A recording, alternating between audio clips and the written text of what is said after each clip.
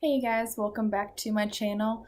Today I'm going to talk about something that I'm a little bit embarrassed about, but you know, you gotta start somewhere, I guess. So I'm going to be talking about the pressures and fears and anxiety that I was having before I took my first and current nursing job.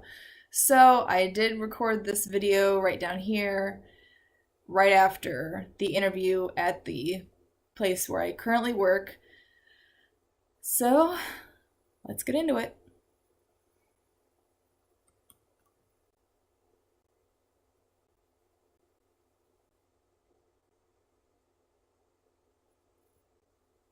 I just left a job interview and I wanted to talk about um, how the job interview process has been going for me and how much anxiety I've been having about starting nursing and what that means. And feel like I'm not going to be able to do it. I'm not going to be able to be a nurse, and it's really like. So at this point in my life, I am like, what am I doing? I can't do this. It's too much. There's too much pressure. And it's like, you do one thing wrong and the patient dies and you lose your license and you're shunned and everything is just awful.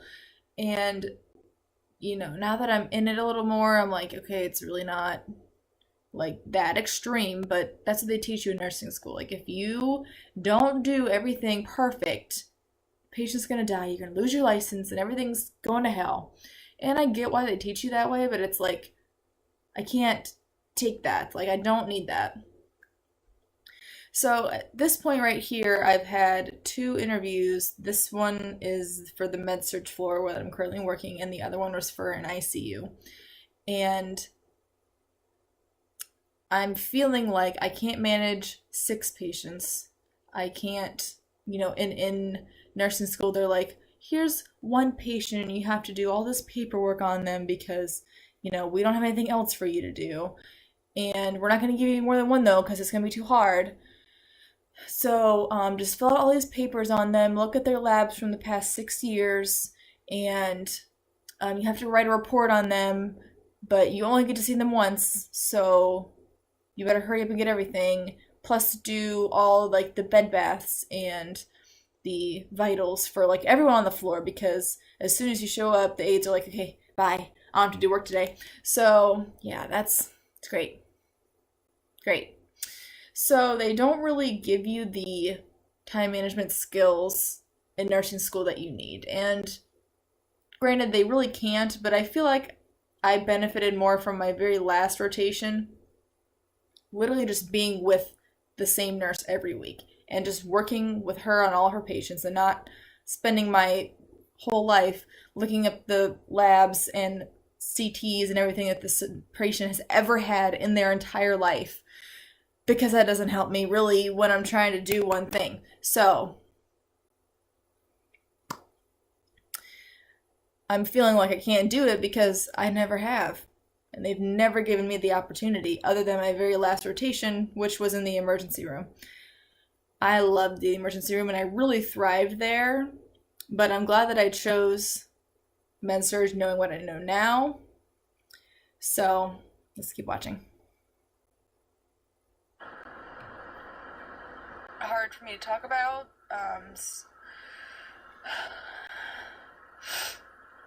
I did a interview today on a Med-Surg telefloor, and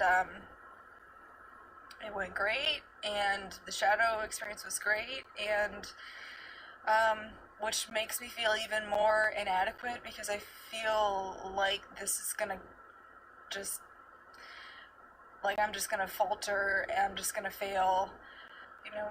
We work so hard to get to this point, and then this point comes, and I don't know what to do. All of my interviews and shadowing experiences so far have gone well, and I really think that I'm probably going to get offered many jobs, and so I don't even know how to handle that. Like, what do I, how do I know which one to choose? Like, how do I make the right decision? So I had a offer from this job. They actually offered me the job like a couple hours after I got home from the interview the same day. And my other one was from an ICU, and it was a little bit farther of a drive. So, in I think it's really just the nursing community as a whole. I don't really think it's just students. There's this horrific negative stigma about Med-Surg. And, my nursing school experiences reinforced it, really, because my experiences with Med-Surg before this job were awful. They're indescribable. All the nurses were just overworked, 6, 7 patients, no support staff, no help from your coworkers because everybody was drowning. So there was absolutely no help. They hated students. I really don't know why they hated students. That's a whole other thing. So we were really just like, does anybody have to pee? I'm here. We could literally do nothing. And, of course, I wasted all my time looking up meds from 8 years ago anyway, and like all this crap. So it really was just kind of worked out in the end. But the point is that they were just so overwhelmed all the time. Why would I want to be in that? Why would I ever want to do that? And the other thing that Med-Surg gets a bad rep for, which I don't know why, is that apparently it's easy. Didn't get the memo on that, but I think that the nursing community equates acuity to difficulty to status. So the critical care areas, ICU, ER, are very acute, which means they're very difficult, which means you are a higher status nurse than the nurse that takes the patients that are less acute. I get what you're saying, and like maybe in a perfect world where everybody only had 2 patients and we were never understaffed and we were never having more than the standard amount of patients and all that, then maybe if I only had 2 Med-Surg patients, I'd have a little bit easier of a time. But I don't. So the thing about it is that I have, so an ICU nurse has 2 patients and I have 6. So I have triple the amount of charts that I need to look through, labs I need to look at, meds I need to look at, assessments to do, meds to pass, family to deal with, and all the other things that go along with nursing. Not that the quantity does not always equate to difficulty, because I can have walkie-talkies that don't need me to go to the bathroom for them, don't need much, they're not on any drips, they're not, having 10 problems at once, they're not having all these things. So yes, quantity does not equal difficulty. But I have to spend more time looking at things and deciding what to do with this information, and I don't have a physician right on hand. And not all ICUs have that. Obviously, all ERs have that because that's where they work. But I don't have somebody who I don't have an MD that can just say, hey, can you just look at this real quick? Do I need to do anything? And they can say no, and it's a 2-second conversation. Whereas if I see something and I'm like, I'm not sure about that, I have to call the operator, ask him to page the doctor, wait for the doctor to reply, explain the situation to the doctor because they don't know every person in the hospital, and try to explain it adequately without it being too long because they're going to get irritated that you're talking too much, and convey your question quickly and effectively, and then they can decide what they want to do. And then, do I have to put the orders in? Do you put the orders in? I'd really wish you would, because you know what you want. How do you spell your last name again? All those things that happen when you take a phone call, but you want to hurry up and get off the phone because you know that they are busy. And so are you, and you got shit to do. So, yeah. So, no, I don't think that the Med-Surg realm is necessarily easy, and I don't know why we get that rap. I really, really don't. That doesn't make sense to me at all. Like, I have, like, just the other night, I had 4 people calling out for pain medication all at the same time. I had to get an MD to look at this newly developed rash that was like extreme. I had somebody hanging blood. I had somebody running blood. So I had to really keep a close eye on them because a transfusion reaction, yes, it's more likely to happen in the first 15 minutes, but it can happen at any time. What do you want me to do? I'm doing my best. Oh, I got a new admission too. New admission right off the bat, so that's awesome. So no, I don't think it's easy. It's just different. You know, the ER is not easy. It's just different. The ICU is not easy. It's just different. And if you want to, think that you're higher than a different nurse because of the work you do, good for you. So what is that like? So where does hospice fall on this list? Where does home health care fall on this list? Is home health care at the bottom because they're in their home, so they're probably fine? Is hospice at the bottom because they're going to die anyway, so it doesn't matter what you do? Like, these are the kind of ranking systems that just aren't necessary for nursing. It's really just not. Like, there's absolutely no way that I would ever feel comfortable being a home healthcare nurse with the amount of skill and experience that I have now. Absolutely no way. Same with hospice. And I would cry every day, and I would be miserable because I would feel just so awful because everyone, is going on passing away, which is the point of hospice. But it's still really sad. And then you have to deal with family because, of course, hopefully, their family is going to be there with them when they're going. So you're going to be feeling what the family is feeling and what you're feeling. And then the patient's gone. And it's just like, all you hospice nurses out there are saints. Thank you for your work you do. No way I could do that. So, in this video, right at this point, I am like, there's no way I can manage 6 patients.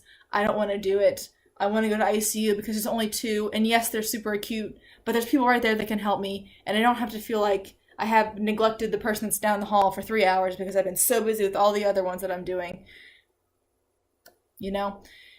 I've never, at this point, I've never worked as a nurse, so I don't know what I want, and I don't know what's what, and I don't know if I can even handle anything because I never had to. So all the pressures and anxiety that you feel when you enter a totally new role, no one is there to save you, was extremely overwhelming. Is starting in ICU better because you have ICU experience? Is starting on Med-Surg better because you learn your time management and you learn does Med-Surg have a bad rap because it's easy, but is it really easy? I don't think it's really, there's no instructor to come and save you. And all the nurses seem really nice, which makes the decision even harder because if you like the floor but the nurses were mean, then it makes it easier to not, take that job. I have wonderful coworkers, and I'm so blessed to have such wonderful coworkers and wonderful aides that help me. And this job would not be the same without a good team. And, not everybody's perfect. Everybody has their off nights. The other night, I literally relied on another nurse so heavily. I was like, I'm so sorry. I am literally drowning. And I don't know what to do. And she's like, it's cool. I got it. I've been a nurse for 25 years. I know exactly what you're going through. And I will help you. And I'm like, thank you so much. Thank you. So, the moral of this rant is that nursing is a community, not a ranking system, not a hierarchy. You know, nursing should be respectful of all of its fields. You know, just as I said, hospice is so difficult in its own way, just as ICU is so difficult in its own way, because those patients are obviously much more acute. And that's the whole point of the intensive care unit. So just because my patient is not going to die at any minute doesn't mean that my job's not hard. And the other wonderful thing that I love about Med-Surg is that I don't have monitors. None of my patients have monitors except if they're ordered telemetry, which is not very often. So I do not know what's going on with my patient unless somebody lays eyes on them. Or if they call out to me and say, something's wrong. I don't know if they're satting normal at night when they sleep.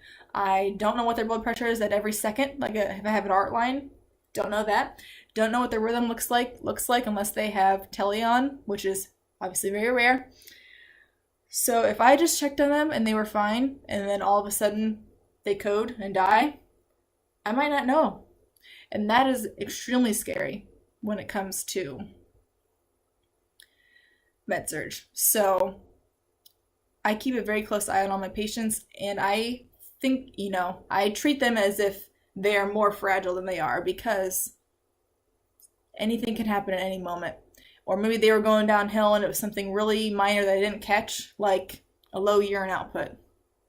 That can be indicative of something wrong happening, but I might not notice that because maybe they didn't, maybe I just give the aide the benefit of the doubt and say, okay, maybe they threw one away and forgot to mark it, or, maybe I didn't get a chance to look because I have 5 other patients I'm trying to deal with. Things happen. Maybe I'm charged and I also have 5 patients or 6 patients. So I'm doing charge duties because there's someone down the hall having a meltdown, but my patient on the other end is about to code, and I don't know. So I think that Med-Surg nurses don't, get the respect that they deserve. I work really hard. I work just as hard as everybody else. I'm no better than anyone else. I just work really hard to keep my patients safe, which is the goal of nursing. So just because your patient's on a vent and has all these things doesn't mean that you're, working harder than me. It is what it is. Nurses need to come together rather than nitpicking and tearing each other down. Just like bullying and nurses eating their young. Don't even get me started on that crap. I can't. I am not here for that. So that'll be in a whole nother video. Thank you so much for watching, listening to my rant. I am so thankful that you're here. Go ahead and subscribe if you wish. There's some other videos popping up if you want to check out a couple others, and I will see you in the next one. Bye.